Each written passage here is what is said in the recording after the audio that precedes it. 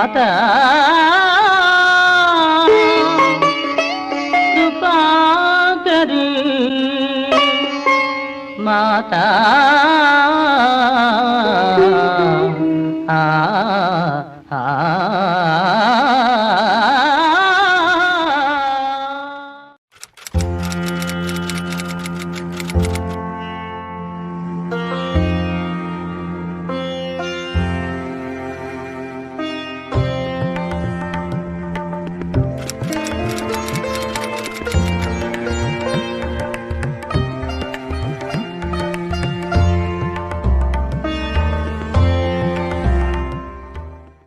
गुरुर्ब्रह्मा गुरुर्विष्णु गुरुर्देवो महेश्वरः गुरुर्साक्षात् परब्रह्म तस्मै श्री नरसिंहाचार्य बाबाय नमः। लक्ष्मीकांतराव बाबाय नमः। वेंकटराव बाबाय नमः।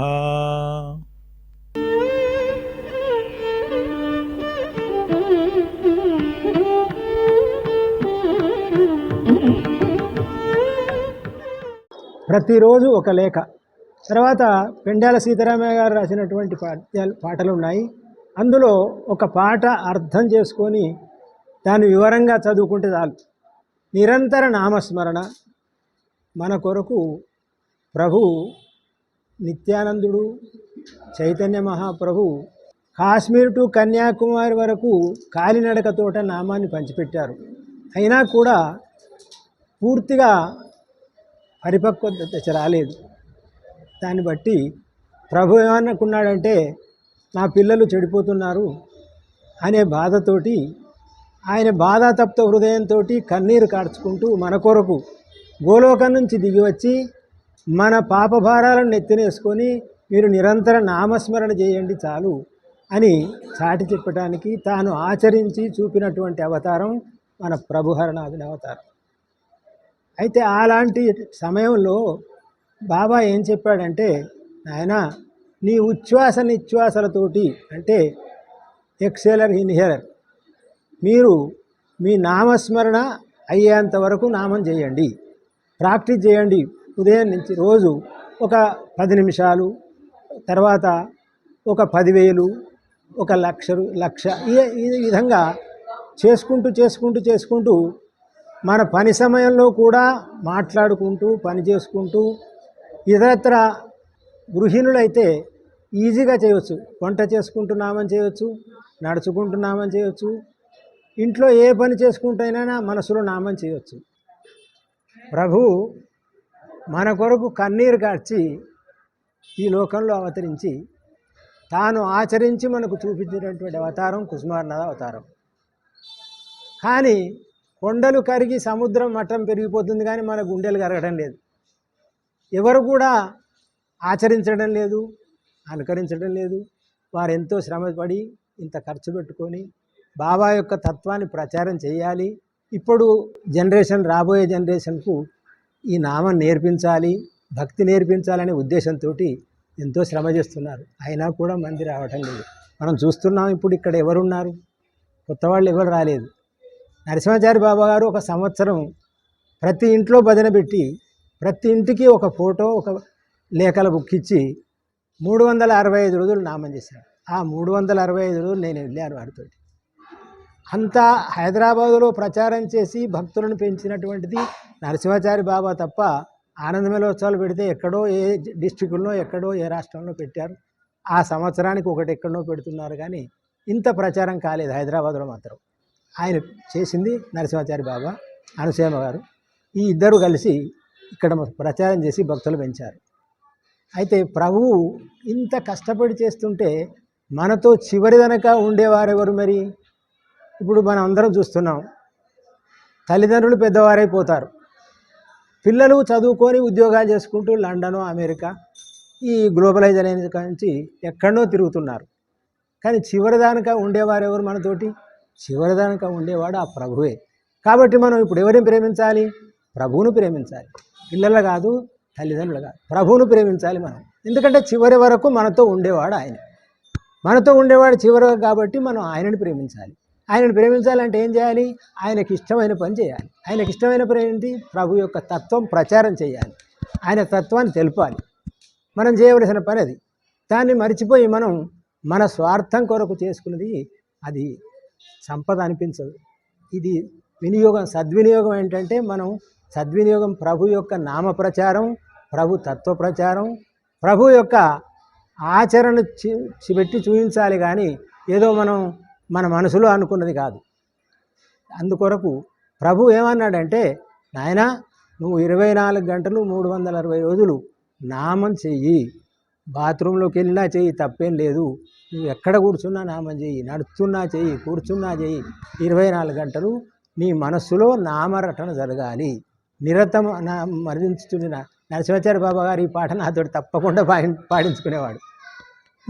నిరతము నామము మరించుడిన ఆ యొక్క ప్రేమ అనేది కలుగుతుంది. ప్రేమ వలన మన ప్రభు కట్టుబడతాడు అని ఆ పాట ఉంది కదా, ప్రభునామ సుధారస పానమే అనే పాటలు ఉంది. అది దాంట్లో ఉన్నటువంటి తత్వాన్ని మనం ఆకలింపు చేసుకోవాలి. ఒక పాట గురించి చెప్తాను, ఇంకా చాలామంది మాట్లాడే వాళ్ళు ఉన్నారు. మనకు ఓ కారుణ్య పయోధి బాబా పెండ్యాల సీతారామయ్య గారు రాసినటువంటి పాట. ఇది ఒక్కటి మనం పూర్తిగా సంపూర్ణంగా అర్థం చేసుకొని కనుక చదువుకుంటే దాంట్లో మనకు అన్ని విషయాలు అర్థమవుతుంది. పయోధి ఒక సముద్రం వంటి, కారుణ్యంలో సముద్రం వంటి వాడు మన ప్రభు. ఓ కారుణ్య పయోధి బాబా, ఓ కారుణ్య నిధి అంటే ఎంతవరకు కూడా తరగనటువంటి నిధి నా ప్రభు యొక్క తత్వం. పయోధి సముద్రం అటువంటిది, తరగనటువంటి నిధి, ఓ కారుణ్య నిధి. నీకన్నను నాకు హితైషి వేరే కనరాడు అంటే మన మంచి కోరేవాడు ప్రభువును మించిన ఇంకొకరు లేరు. ఒక్క పాటలు దాన్ని ఆచరిస్తాను. నీకన్నా నన్ను నాకు హితైషి కోరేవారు ఈ ప్రపంచంలో ఎవరు లేరు. నీ యొక్క ప్రేమామృతము ఎటువంటిది అంటే నీ సంకీర్తనము ఎల్లప్పుడూ కూడా శాంతిని చేకూరుస్తుంది. నీ సంకీర్తనమే నిరతము ఎప్పుడు చేసేవాడును. నీ ప్రేమామృతము తరగని నిధి నిక్షేపాలు అంటారు చూడండి, అది తరగనటువంటిది. నీ యొక్క ప్రేమ అమృతం అటువంటిది. అటువంటి యొక్క తత్వాన్ని తీసుకొని వచ్చినటువంటి మన ప్రభువు, మనం ఆయనను చేయవలసింది ఏంటిది? ఆయన తత్వం ప్రచారం చేయాలి, ఆయన నామం చేయాలి. మనం చేయవలసింది అది. దాన్ని వదిలిపెట్టి నిరంతరము మనతో ఉండేవాడు, చివరి వరకు మనతో ఉండేవాడు ప్రభు. ఆయనను ప్రేమించాలి. నువ్వు బిడ్డగా ప్రేమించినా, తండ్రిగా ప్రేమించినా, తల్లిగా ప్రేమించినా, నువ్వు వీళ్ళందరూ కూడా మనతో ఉండేవాళ్ళు కాదు. నువ్వు ఏది కూడా బాధ లేకుండా ఉండేవాడు. నిన్ను ఏది కోరడు, నిన్ను ఏది అడగడు. నీకు ఏది అవసరం ఎప్పుడు ఉంటుందో అది ఇస్తాడు. నువ్వు కోరవలసిన పని కూడా లేదు ప్రభువుని. కాబట్టి నిరంతరం మనతో ఉండేవాడు, ఆయనను ప్రేమించాలి. మనము ఆయనను ప్రేమిస్తే మనకు ఏ లోటు ఉండదు. మనం అడగవలసిన కోరికలే తోటి విసగించగన్నాడు. అందుకనే ప్రభు, కోరికలతోటి విసగించకండి. నీకు ఏది అవసరం, ఏది కొరత ఉందో, నీకు ఎప్పుడు ఏది అవసరమో అది నేను ఇస్తాను అని మనకు లేఖల్లో రాశాడు, సీతారామయ్య గారి పాటల్లో రాశాడు. మనం ప్రతిరోజు ఒక లేఖ, ఒక పాట అర్థం చేసుకొని చదువుకుంటే మన జీవితం ధన్యమవుతుంది. మనం నామం మీద రుచి పుడుతుంది, నామం చేస్తాము. మనం నామం చేస్తుంటే ఆ నామం చేయగా మనకు ప్రేమ వస్తుంది. వాస్తవంగా నా అనుభవంతో చెప్తున్నా నేను, నామం చేస్తుంటే ఏమొస్తుందా అంటే ఎదుటివాడి కష్టాన్ని చూసి మనసు కరిగిపోతుంది. అయ్యో పాపవాడు, నాకు ఇంట్లో నేను ఇంత ఈ శాలువాలు కప్పుకొని చెద్దరు కప్పుకొని మంచిగా హాయిగా మంచం మీద పంటి మంచం మీద వండుకున్నానే, ఆ రాళ్ళ మీద షటర్ ముందట వండుకున్నాడు, వాడు ఎట్లా ఉంటుండ్రు అని వాడిని చూస్తే మనకు బాధేస్తుంది. అప్పుడు ఎందుకు వేస్తుందంటే ఆ నామం చేయడం వల్ల మన మనసు కరిగిపోతుంది. మన మనసులో ప్రభు ప్రవేశించి ఆ సర్వము, ఈ ప్రపంచం అంతా ప్రభుమయమే, అందరిలో ఉన్నది ఆ ప్రభువే అనే భావం మనకు కలుగుతుంది. దానివల్ల నామం చేయడం వల్లనే వస్తుంది. లేకపోతే నామం చేయకపోతే మాత్రం మన మనసు కరగదు. నామం యొక్క ప్రభావం అటువంటిది. కాబట్టి ప్రతి వాళ్ళు నామం చేయాలి, నిరంతరము నామాన్ని అలవాటు చేసుకోవాలి. చేయగా ప్రేమ జనిస్తుంది. ఆ విధంగా ఆ ప్రేమ ప్రభువు మనతో ఉంటాడు. ఇది ముమ్మాటికి నిజము. ఏదో మామూలుగా ఉట్టి మాట చెప్పడం కాదు, నా అనుభవంతో చెప్తున్నాను. నేను ఇంకా కొన్ని రోజుల తర్వాత, ఎందుకంటే ప్రభు ఏమన్నాడంటే, నీకు ఏది జరిగినా ఒక పండు తీసుకొస్తావు, దాన్ని కప్పి ఉంచితే దాన్ని పండు పండుతుంది. దానిపైన ఏదైనా బట్ట వేసో లేకపోతే మనం ఒక సీతాఫలాలు తెస్తాము, దాని మీద ఆకు వేసో గడ్డి వేసో ఏదో కప్పుతాం, అప్పుడే పండుతుంది. బహిరంగంగా ఉంచితే పండదు. ఆ విధంగా మన యొక్క తత్వాన్ని, బాబా యొక్క తత్వాన్ని మనం మరుగుపరిచి దాచి ఉంచి పూర్తిగా పండు పండిన తర్వాతనే బయట పెట్టాలి. లేకపోతే ఏమవుతుందంటే మనం అంటాం, ఏదో చెప్తున్నారయ్యా మీరు చెప్తున్నారు కానీ అది నిజమో అబద్ధమో నమ్మరు. కాబట్టి దాని సాక్షాత్ ఆధారతో సహాగా చెప్పే శక్తి వచ్చే వరకు మనం దాచాలి, పూర్తి బహిరంగం చేయకూడదు. అప్పుడు మనం చెప్పవచ్చు. ఎప్పుడు పూర్తి శక్తి మనం నిరూపించే శక్తి కూడా రావాలి. అంతవరకు మనం జాగ్రత్తగా ఉండాలి అని ప్రభు లేఖల్లో చెప్పాడు. కాబట్టి మనం ఎవరమైనా కూడా పూర్తిగా సంపూర్తిగా మనకు నమ్మకం కలగాలి, విశ్వాసం మనకు ఉండాలి.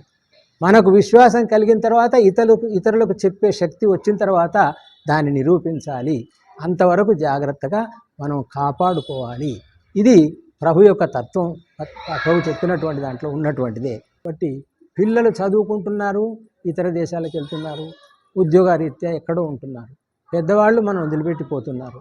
కానీ మనతో నిరంతరం ఉండేవాడు ఆయనే. నిరంతరం ఉండేవాడిని మనం ప్రేమించాలి. ఇది ముఖ్యమైన విషయం. ఏంటంటే నిరంతరము మనతో ఉండేవాడు, అందుకొరకు నిరంతరం ఆయనను ప్రేమించాలి. మనం ఆయన నామం చేయాలి, ఆయనను మనం ప్రేమించాలి. ఇది ముఖ్యమైన విషయం. ఇంకా చాలామంది ఉన్నారు మాట్లాడేవాళ్ళు. నేను ఇంకా మాట్లాడాలంటే చాలాసేపు మాట్లాడచ్చు, కానీ ఒక అనుభవం చెప్తాను నేను. ఏంటంటే సత్సంగము, ముఖ్యంగా మనకు సత్సంగంలో పాల్గొనడం, సత్సంగం నేర్చుకోవడం మంచిది. నాకు తెలిసిన విషయం ఒకటే విషయం చెప్తున్నాను. మనకి ఇక్కడ హైదరాబాదులోనే ఒక భార్యాభర్తలు ఇద్దరు ఉన్నారు. అంటే పేరు అవసరం లేదు. భార్య ఎంఆర్ఓ చేస్తుంది, భర్త ప్రొఫెసర్. ఈ ఇద్దరు హైదరాబాదులో చేస్తున్నారు.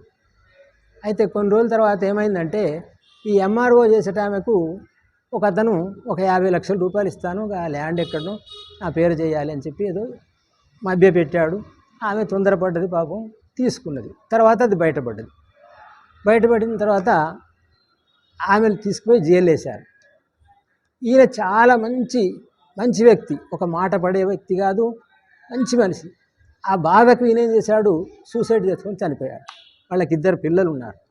సూసైడ్ చేసుకొని చనిపోయిన తర్వాత ఆమె జైల్లో వేసిన తర్వాత 3 నెలల్లో ఆమె మనసుకి ఏమనిపించిందో ఆమె చనిపోయింది. చూడండి, సత్సంగం లేకపోతే, వాళ్ళకి అనుభవం లేకపోతే వాళ్ళు ఎంత బాధపడతారు. 2 పిల్లలు ఇప్పుడు చిన్న పిల్లలు, అంటే చిన్నపిల్లలు అంటే మామూలుగా స్కూల్లో చదువుతున్నారు, 7th 8th చదువుతున్నారు పిల్లలు. వాళ్ళిద్దరు అనాథలు అయిపోయారు. చూడండి ఎంత అంటే పొరపాటు ఎంత పని చేసింది. ఆ తల్లి, భార్య పోయింది, భర్త పోయిండు, 2 పిల్లలు అనాథలు అయిపోయారు. ఎంత డబ్బు? నెలకు 5 లక్షల రూపాయలు వచ్చేది ఇద్దరికి కలిసి శాలరీ. ఇంకెందుకు వాళ్ళకి చెప్పండి? డబ్బు కావాల్సిన అవసరం ఉందా? ఏం చేసుకుంటారు డబ్బును?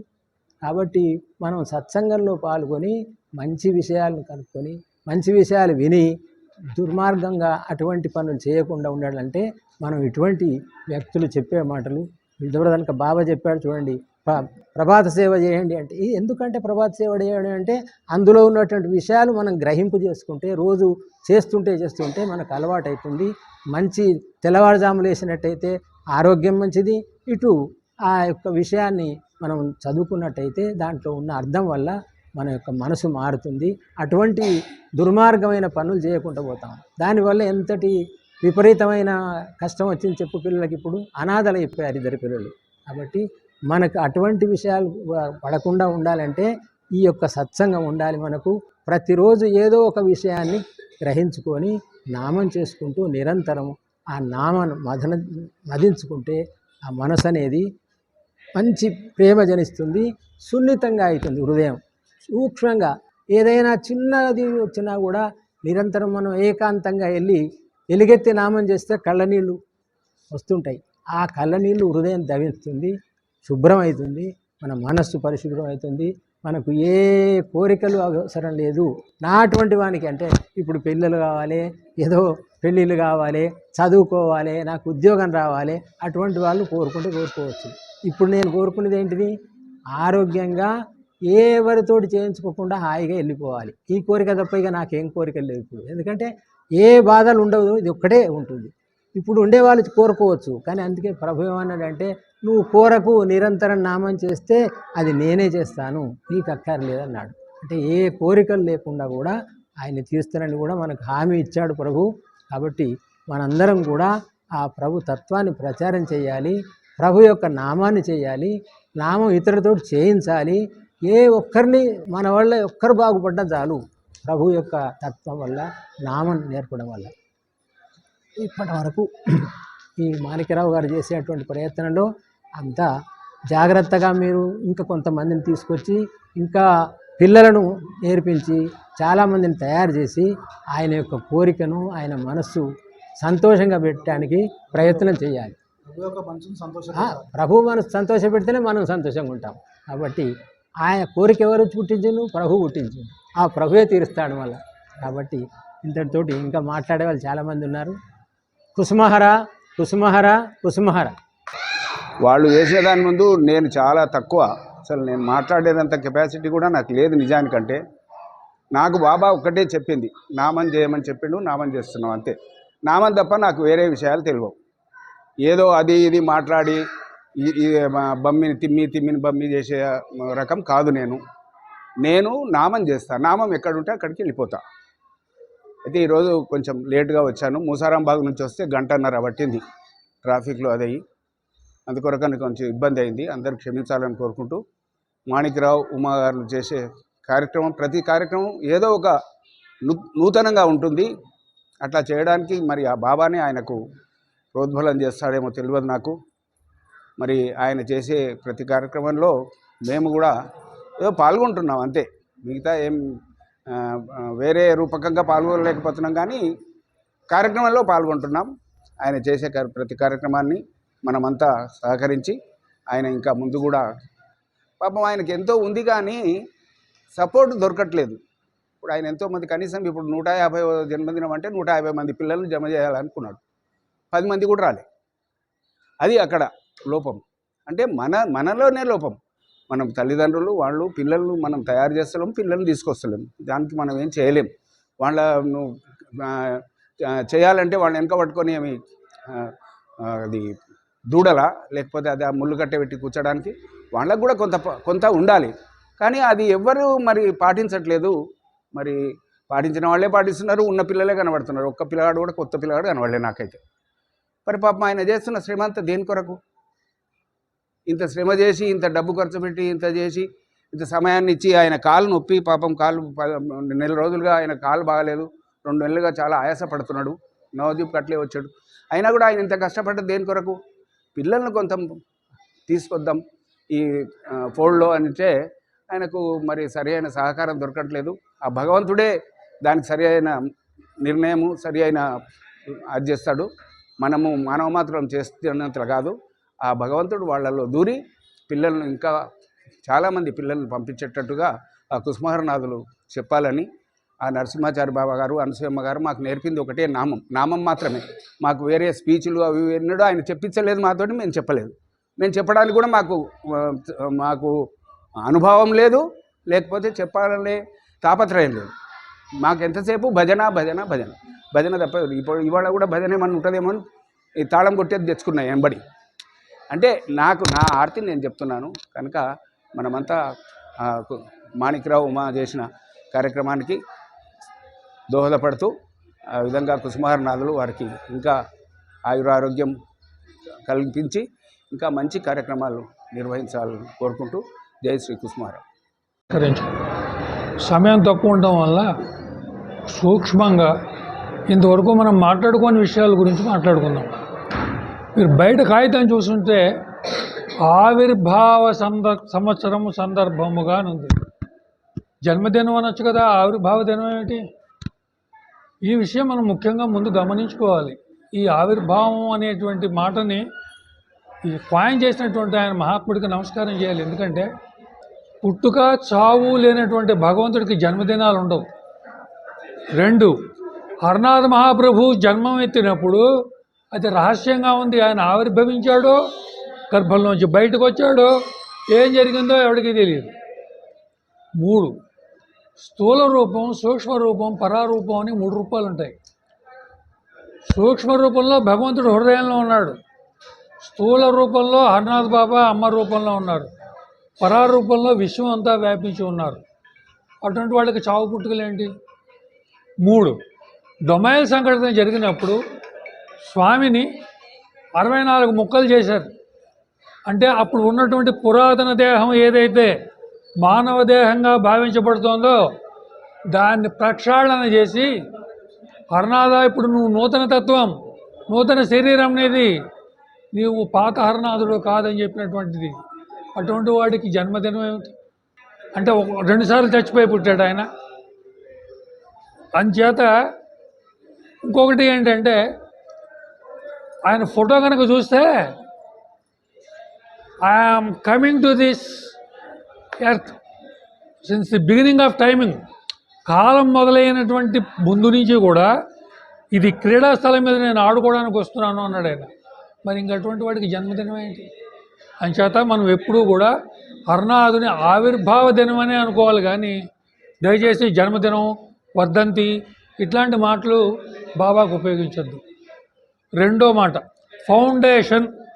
ఫౌండేషన్ అంటే ఏంటి? పునాది.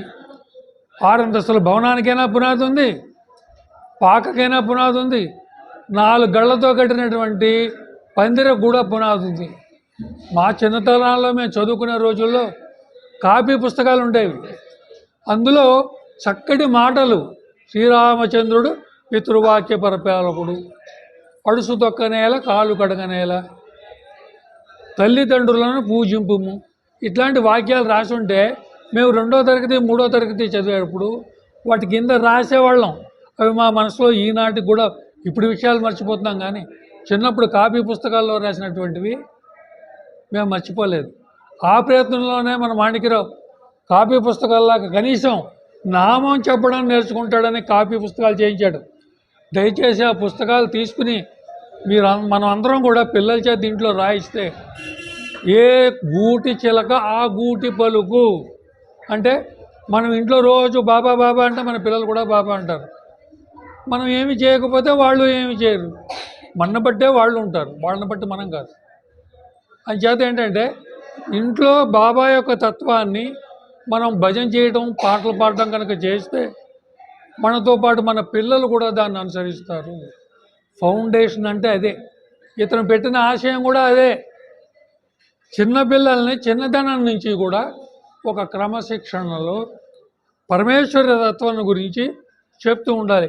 మేమంతా ఈరోజు మాట్లాడే మాటలన్నీ మేము ఇప్పుడు నేర్చుకున్నవి కాదు, మా చిన్నప్పుడు మా అమ్మమ్మలు తాతయ్యలు వాళ్ళు మాట్లాడుకుంటున్నటువంటి మాటలు, వాళ్ళు చెప్పిన కథలు, వాళ్ళు చెప్పినటువంటివి. అంచేత ఫౌండేషన్ అనేటువంటిది ఇంపార్టెంటు. కుసుమహరనాథ ఫౌండేషన్, కొత్త ఫౌండేషన్ ఆయనకి అక్కర్లేదు. కుసుమహరనాథుని యొక్క నామం ప్రతి ఇంట్లోనూ మోగాలి, దానికి పిల్లలని తయారు చేయాలి. అది ఆయన ఆశయం, అది కుసుమహర ఫౌండేషన్. అయితే ముందు ఫౌండేషన్లో విద్య అనేది ఒకటి ఉండాలి. విద్య లేనివాడు వింత పశువు అని చేత ముందు చదువు కావాలి. ఆ చదువుకి ఏంటి? ముందు ఆళ్ళ దగ్గర నుంచి మొదలు పెడుతుంది, అమ్మ ఆవు దగ్గర నుంచి మొదలు పెడతారు. కొంచెం స్థాయి వచ్చిన తర్వాత అవిద్య అని చెప్తారు. అవిద్యకి విద్యకి తేడా ఏంటంటే, పొట్ట కూసు కోసం చేసుకుని చదివేటువంటిది అవిద్య, పరమాత్మ గురించి తెలుసుకోవాలనుకునేటువంటిది విద్య. అది అసలైన నిజమైన విద్య. ఆ విద్య ఎట్లా వస్తుంది అంటే, బాబా తత్వం చిన్నప్పటి నుంచి పిల్లల్ని కూర్చోబెడితే, చిన్నప్పటి నుంచి ఇంట్లో గుడికి తీసుకురావడం, బాబాకి నమస్కారం చేయడం, ఇంట్లో బాబాకి దండం పెట్టించడం, ఇట్లాంటివన్నీ చేయిస్తే ఈ కుసుమహర ఫౌండేషన్ యొక్క ఆశయం నెరవేరుతుంది. మనం అందరం మన పిల్లల కోసం ఏం ప్రయత్నం చేస్తున్నాం అన్నది మనం ఒకసారి ఆత్మవిమర్శన చేసుకుని, మనం ఏంటంటే ఈ కార్యక్రమానికి ఒక సామాన్యుడు చేసేటువంటి అసామాన్యమైన ప్రయత్నం ఇది ఫౌండేషన్ అనేది. ఫౌండేషన్ అనేది చాలా కష్టం. ఎందుకంటే మొక్క వంగనేది మానే వంగున తోటకూరనాడైనా వంచాను కదరా కొడక అని చిన్నప్పుడే కనుక చెప్పకపోతే వాడు పెద్ద అయ్యాక ఏం వినడు. ఒక వయసు 10 సంవత్సరాలు దాటిందంటే వాడు మన చేతికి వినడు, మాట వినడు. అందుచేత అతనికి భౌతికంగాను, నైతికంగాను, సామాజికంగాను, ఆర్థికంగాను కూడా మనం అందరం చేయూత ఇవ్వాలి. ఎందుకంటే అతను ఎవరిని ఏమీ అడగడు పాపం. అతనికి ఉన్న దాంట్లోనే ఏదో కష్టపడుతున్నాడో, ఏం చేస్తున్నాడో, ఏం జరుగుతుందో తెలియదు.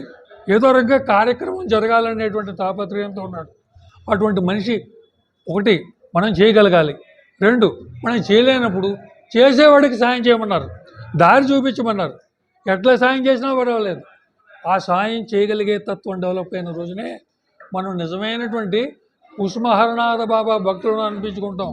అంతేగాని ఇది నీది, ఇది నాది, ఏది లేదు. నీదే ఉంది, నాదే ఉంది, నేనెవరు, నువ్వెవరు, ఎవ్వరు లేదు. ఉన్నది ఒకటే. అదే అందరిలోనూ ఉంది. అదే స్థూల రూపంలో ఉంది, అదే సూక్ష్మ రూపంలో ఉంది, అదే పర రూపంలో ఉంది.